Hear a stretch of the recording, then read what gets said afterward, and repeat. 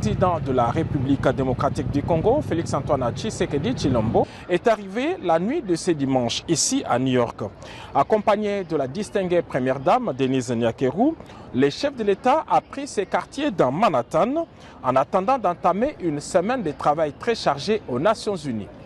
Désigné vice-président de l'Assemblée générale cette année, le président Félix Tshisekedi Tshilombo a la lourde tâche de remplacer le président en cas d'absence ou d'empêchement et de présider certaines réunions des commissions des Nations Unies.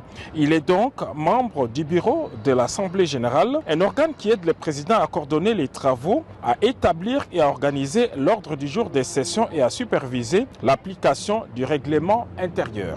Les rendez-vous annuels des chefs d'État intervient cette année dans un contexte très particulier, marqué par des tensions géopolitiques à travers le monde, des remises en cause du multilatéralisme et des crises sécuritaires.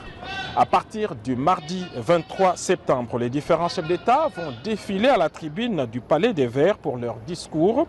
Et comme le veut la tradition, le président des États-Unis d'Amérique, Donald Trump, sera le premier à ouvrir les balles. Et le même jour, dans la soirée, le président de la République, Félix-Antoine Tshisekedi Tshilombo, prendra la parole à son tour pour son grand oral, le 6e de la série. Son discours est tout aussi très attendu au regard des avancées significatives obtenues par le chef de l'État grâce à sa diplomatie de paix en faveur de son pays, la République démocratique du Congo.